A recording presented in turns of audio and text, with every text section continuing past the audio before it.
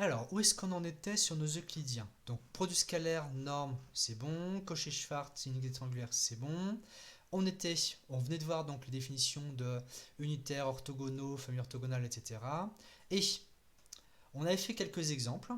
Alors, pas sur tout, parce qu'il y a des choses qui vont arriver au fur et à mesure, mais on avait commencé à faire des petits exemples sur unitaires, famille vecteurs orthogonaux, un vecteur est orthogonal à un sous-espace, etc., etc. Famille orthogonale, du coup, on vient de voir un autre exemple avec l'exercice. Et on va arriver sur une propriété qui est ultra pratique. Alors, elle est assez naturelle, mais pour autant, on va la démontrer proprement, elle n'est pas méchante du tout, et elle sera ultra pratique. Je vais entourer ça surtout. Le principe, on a un V qui est un sous-espace de l'espace vectoriel grand E. Le but du jeu, c'est de trouver V orthogonal. Je vais vous mettre en fluo. Le but du jeu, c'est d'avoir V orthogonal. On suppose, ce qui en général est quand même très facile à trouver, que votre espace V il a une famille génératrice E1EP. Très souvent, vous aurez une base avec 2 ou 3 vecteurs dedans. Et en fait, on a une équivalence. Les vecteurs de V orthogonal, ce sont exactement ceux qui sont orthogonaux à chacun des E1 jusqu'à EP. Alors, cet énoncé, en fait, il est très fort parce que, a priori, on remonte un tout petit peu, la définition de V orthogonal, c'est ce qui était ici, le deuxième point de la définition. Un vecteur x est dit orthogonal à V si x est orthogonal à tous les vecteurs petit v de grand V. Donc a priori, on l'avait fait sur un exemple parce que ça se faisait très facilement, il faut pouvoir déterminer l'écriture générale d'un vecteur quelconque petit v de grand V. Donc a priori, ça peut être un petit peu pénible. Mais ici, ce que ça nous dit, c'est que si on a une famille génératrice, il suffit de tester l'orthogonalité sur les p vecteurs de la famille. Et comme en pratique, vous aurez des sous-espaces de dimension 2 ou 3, bah, ça veut dire 3 égalités à tester. Alors, donc justement, la différence avec définition, c'est ça. Au lieu d'une infinité de produits scalaires nuls, on veut p produits scalaires nuls. Alors, l'exemple x sur nombre de x. J'ai peut-être pas écrit. Alors, mais bon, je pense que vous pouvez répondre par vous-même. Si on a un vecteur, donc parenthèse, si on a un vecteur et qu'on divise par sa norme, qu'est-ce que ça donne comme vecteur? Qu'est-ce qui se passe sur le vecteur quotient? Ça fait un vecteur unitaire, c'est un vecteur normé. Voilà, c'est tout. Donc c'est juste un petit point de détail à repérer. Vous mettez une petite phrase vite fait et c'est tout. Alors, on va faire cette démonstration 5 bien soigneusement. Alors, je mets le tableau blanc et on y va. Alors, démonstration 5. Alors, bien sûr, ce sera une double implication. Alors, là, ici, ça va pas téléphoner.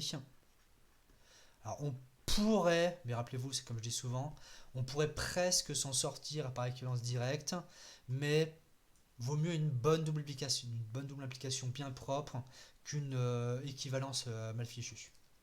Alors ici, le sens le plus simple, alors je vais écrire par double application.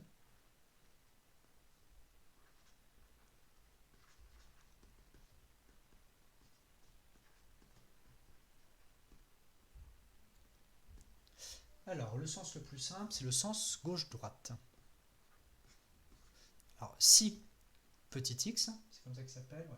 Si petit x est dans V orthogonal, alors, c'est la définition de V orthogonal, on est censé avoir pour tout V dans grand V, x scalaire V égale 0.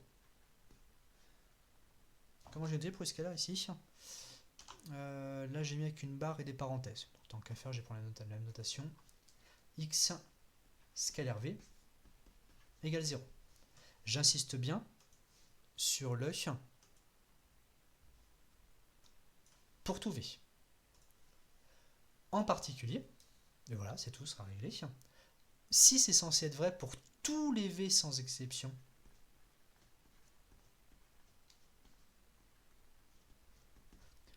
pour V égale E1, x scalaire E1 égale 0. Pour V égale E2, x scalaire E2 égale 0, etc. Et pour V égale EP, x scalaire EP égale 0. Voilà, c'est tout. Donc cette implication, elle est instantanée. Il suffit juste de dire, ah oui, par définition, il est censé être orthogonal, petit x, à tous les v de grand V. En particulier, je fais ma petite liste, E1, E2, E3, EP. Voilà, c'est tout. Dans l'autre sens, on va aller assez vite, pas la peine de trop s'éterniser. Là, il y a un peu plus de boulot. Si petit x scalaire E1 égale, je vais tout mettre en une ligne, ce sera plus compact, égale x scalaire EP égale 0. Alors on va mettre un tout petit peu plus proprement, supposons, et montrons que pour tout V dans grand V, x scalaire V égale 0. Donc dans l'autre sens, on part d'un vecteur petit x qui est orthogonal avec E1 EP. Que cela. Et on veut montrer qu'en fait, pour n'importe quel vecteur petit v de grand V, x scalaire V est égal à 0. Alors ici, la famille E1 EP, qu'est-ce qu'elle a de particulier qui va nous permettre de se ramener à petit v? Voilà. C'est pas une base. J'ai parlé base tout à l'heure parce qu'en pratique, très souvent, vous aurez, vous allez avoir ce espace V, vous allez en trouver une base et vous allez l'utiliser comme famille génératrice. Mais pour l'énoncer, donc pour la démonstration, il suffit de génératrice. Comme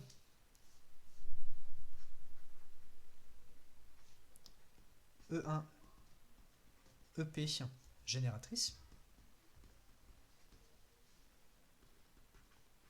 de grand V, il existe, donc je vais mettre virgule, il existe un petit jeu de coordonnées, on va dire des lambda, il n'y a pas lambda je crois pour l'instant, non il n'y a pas lambda, il existe lambda 1 jusqu'à lambda p appartenant à RP, donc E c'est des braves scalaires, c'est des braves coordonnées, tels que petit v, donc notre vecteur petit v de grand V, ce soit une somme des lambda k, k pour k allant de 1 jusqu'à p. Donc le mot-clé ici c'est famille génératrice. Pas libre, attention je vois des libres. Non, là c'est hors sujet. Conséquence, calculer x scalaire v, c'est calculer x scalaire ce truc-là. Bon, on y va.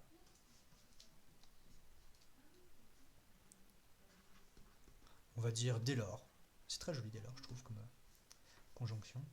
Alors, x scalaire v, ça va être, attention, petit x scalaire, la somme des lambda k, ek, pour k allant de 1 jusqu'à p. Mais, qu'est-ce qu'on a comme propriété du produit scalaire qui va nous permettre de simplifier ça? Voilà. Alors dites plutôt effectivement bilinéaire ou linéarité à droite. Bon là après je sais que c'est en chat, vous faites raccourci, mais pensez-y bien. Donc ici égale, je mets une petite note en dessous. Donc là c'est linéarité à droite qu'on va utiliser.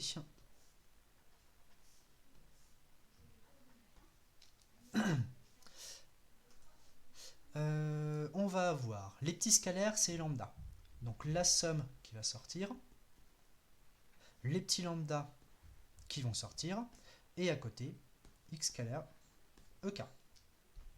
Et ben voilà, c'est gagné. Tout simplement parce que ici, x scalaire ek, ça vaut 0 par hypothèse. Donc on a 0 plus 0, 0 fois lambda 1, plus 0 fois lambda 2, plus 3 petits points, ça fait 0.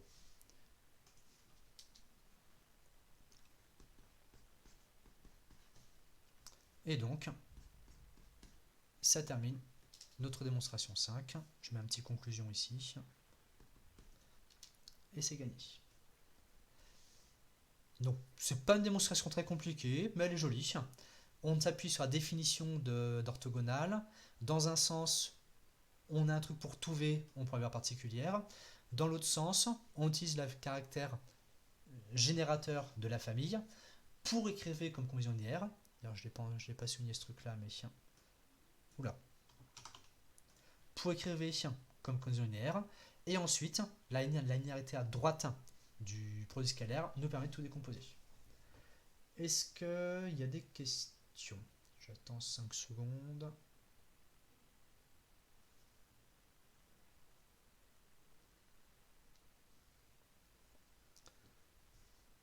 C'est à peu près bon. Alors, on va regarder la petite propriété suivante, qui sera aussi ultra pratique. Ultra pratique. Alors, c'est sur les familles orthogonales cette fois-ci. Ici, alors l'énoncé, il y a plein de petites hypothèses, mais en pratique, c'est naturel.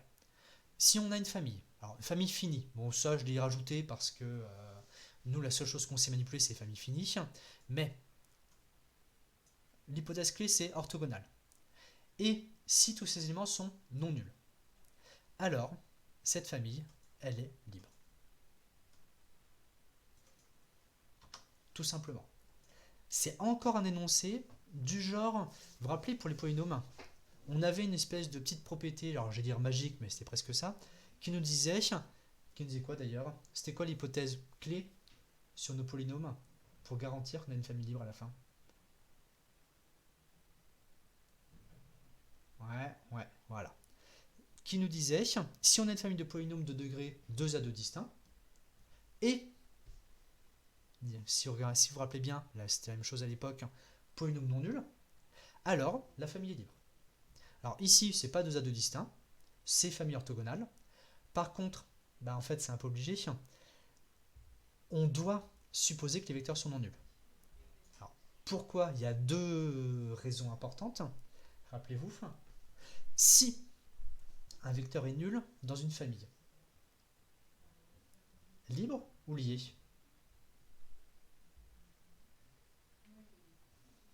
Voilà. Si un vecteur est nul dans une famille, elle ne peut pas être libre, c'est fichu d'avance. Mais pourquoi est-ce que là c'est retort? Le vecteur nul, il est orthogonal à tout le monde. Si vous y pensez, en fait, orthogonal, ça veut dire pour les scalaires nuls. Mais si on fait 0 scalaire n'importe quoi, ça fait tout le temps 0. Donc le vecteur nul est orthogonal à tout le monde. Si vous ne l'aviez pas réalisé, vous pouvez le réaliser maintenant. Donc pourquoi est-ce que c'est retort il faut bien penser à cette exception. Parce que le fait d'avoir des zéros dans notre famille, ça ne va pas gêner l'orthogonalité. En revanche, ce serait terrible pour le caractère libre. Donc pensez bien à ça. Je vais mettre une petite note à côté. Ça risque d'être un petit peu chargé. Où est-ce que je peux mettre ça? Je vais mettre en remarque dans la démonstration. Ce sera plus propre. Je pense que ce sera plus propre. On va juste mettre... Voilà. Vous pouvez mettre une petite note, voire remarque dans la démonstration qu'on va faire maintenant. En démonstration, alors en particulier, pardon, si vous avez une famille orthonormale, elle est libre. Parce que si une famille orthonormale, vu que les vecteurs sont de norme 1, ils ne peuvent pas être nuls. Donc ça fait un 2 en 1. Démonstration, on va faire à la main. Démonstration de la famille libre. Donc je repars sur le tableau. Tac, tac. Page en plus. Démonstration 6.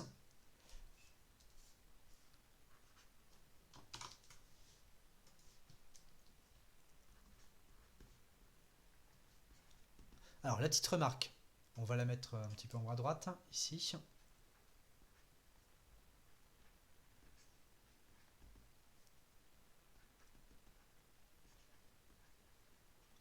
Bien penser à, on va dire, interdire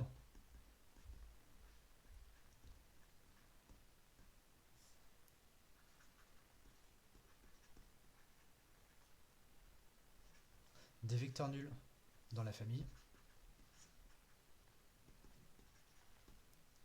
Alors, en effet, donc premier point, si un vecteur est nul, la famille, la famille ne peut pas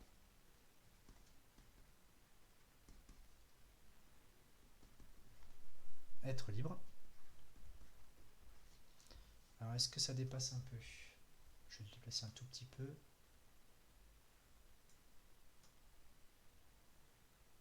Hop là.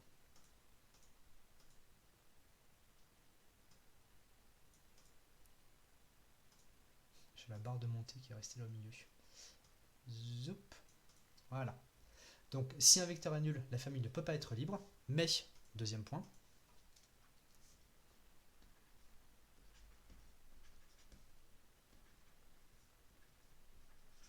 le vecteur nul est pourtant, et pas pourtant, pourtant,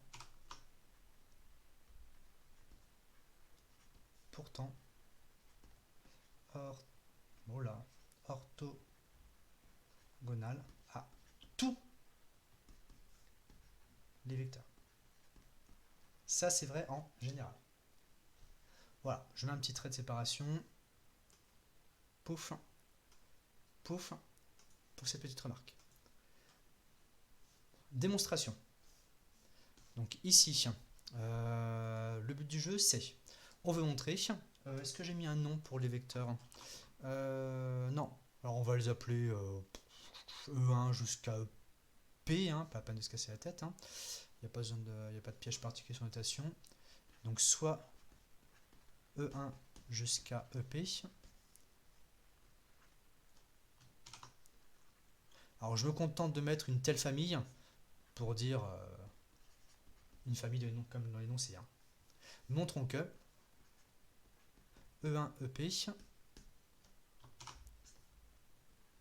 est libre. Classiquement, là vous avez P vecteur, donc il n'y a pas de feinte particulière, on fait à la main, on dégaine les lambda. Donc soit lambda 1 jusqu'à lambda P appartenant à RP, donc on prend nos P scalaires. On suppose, donc supposons que la somme des lambda K, K est égale au vecteur nul, donc je vais mettre comme ça à 0e. Montrons que, j'ai un tout petit peu tassé,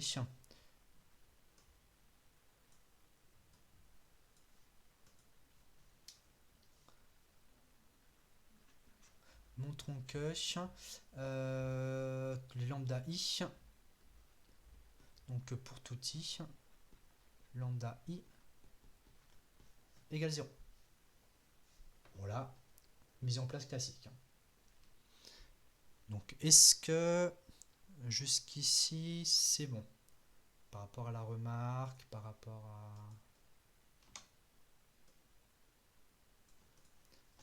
à la mise en place?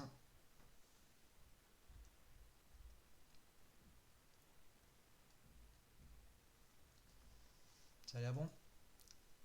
Alors, la petite feinte. La petite feinte, ça va être de récupérer cette quantité-là, qu'on sait être égale à 0, et tout simplement, on va en faire le produit scalaire avec, pas lambda i, mais avec le vecteur ei. Vous allez voir ce qui va se passer, et avec l'orthogonalité, il y a tout qui va se simplifier en masse. Alors, on a donc, comment est-ce que je vais le formuler? On calcule.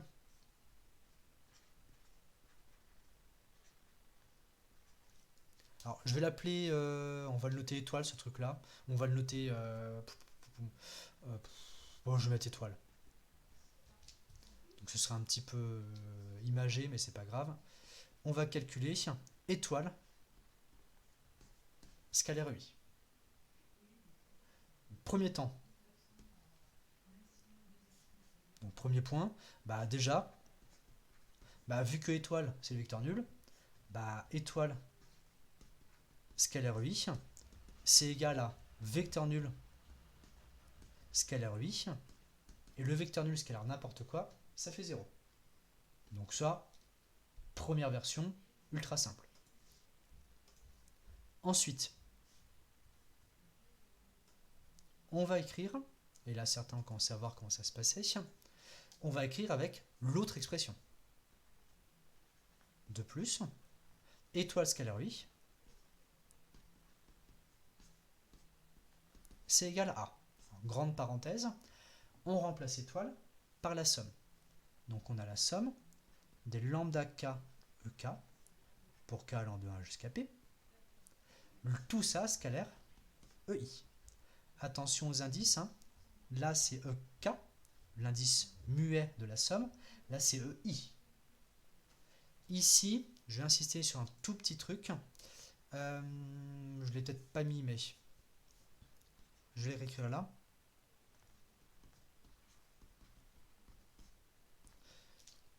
Dans l'esprit, à partir de ce on calcule, c'est comme si on se fixait un petit i. Donc ce petit i fixé, par exemple, c'est i égale 3. On fait étoile, c'est-à-dire cette immense somme scalaire E3. Et, histoire de ne pas avoir recommencé pour faire scalaire E3, scalaire E4, scalaire E7, scalaire E12, on écrit étoile scalaire EI pour un petit i fixé, mais ça n'empêche pas qu'à la fin, c'est bien un petit i quelconque. Mais dans l'esprit, on se le fixe. En revanche, dans la somme qui est apparue, là, le petit k, c'est un indice muet. Cette somme-ci, c'est lambda E1 plus lambda 2E2 plus lambda 3E3 plus tatati plus tatata plus lambda PEP. On a tout le monde là-dedans. Maintenant, produit scalaire, linéaire à gauche, on va décomposer. On va donc décomposer en la somme, pour k allant de 1 jusqu'à p, les lambda k qui vont gentiment sortir, et on va donc avoir ek scalaire ei. Donc ici, petite note, c'est la linéarité à gauche. Et maintenant, si vous regardez ce ek scalaire ei, petit rappel, petit i est fixé, le k il bouge.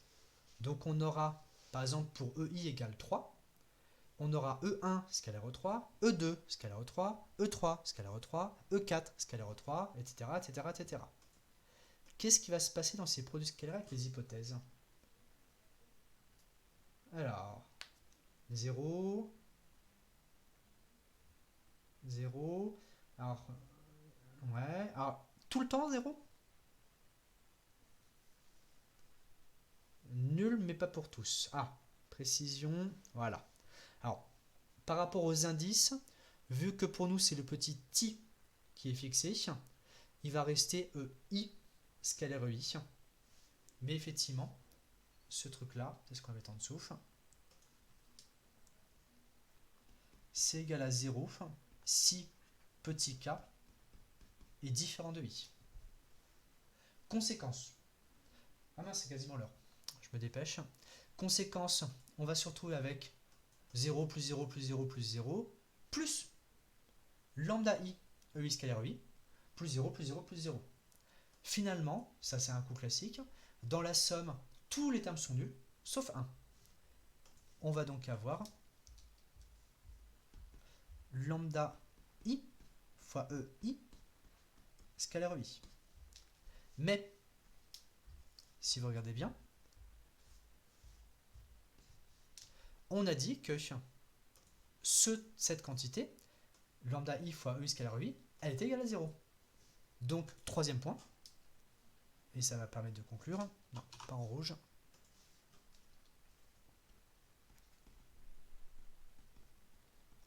Ainsi, lambda i fois ei scalaire ei est égal à 0. Point.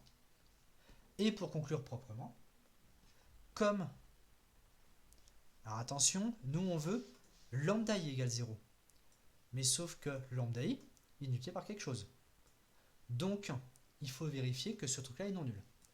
Mais comme le vecteur ei n'est pas le vecteur nul, ei scalaire ei est différent de 0. Et donc on est bon. Donc comme ei est différent du vecteur nul, ei scalaire ei est différent de 0. Donc lambda i égale 0. Je vais un tout petit peu décaler vers la gauche.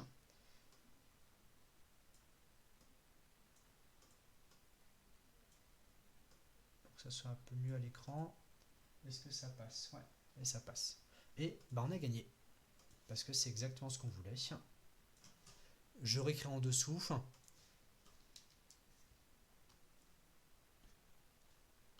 Le petit i, il était bien arbitraire.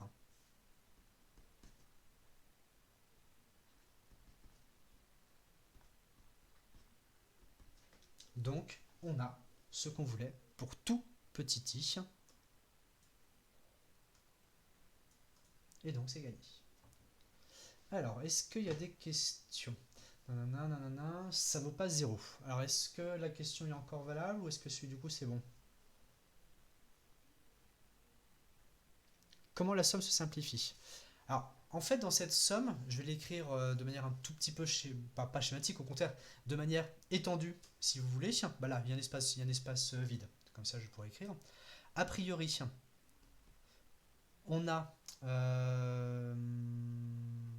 lambda 1, E1, scalaire EI, plus lambda 2, E2, scalaire EI, plus, etc.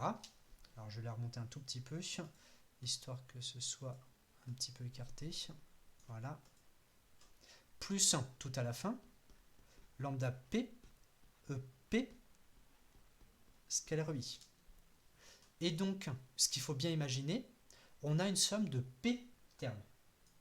Or, E1 scalaire I, bah, au début, ça fait 0, parce que les indices sont différents. E2 scalaire I, ça fait 0, donc 0, plus 0. Tout à la fin, EP scalaire I, ça fera 0. Il y a juste quelque part au milieu, ici,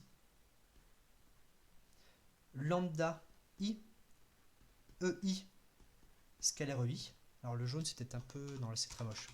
Je vais rectifier. Il y a juste quelque part au milieu dans l'histoire. Lambda... qu'est-ce qui est adapté ici? On va dire du vert. On aura un petit lambda I. EI, scalaire EI, qui lui va rester sur les bras. Est-ce que c'est un tout petit peu mieux? Alors pourquoi pour tout cas c'est nul sauf 1? Donc la définition de famille orthogonale. Définition de famille orthogonale, donc effectivement ça c'est bon. Oui, impec, très bien. Alors, s'il y a d'autres questions, on va dire que c'est bon. Sinon, je vais stopper le cours, vous donner un petit exercice vite fait pour demain, et ce sera fini. Alors, je coupe l'enregistrement.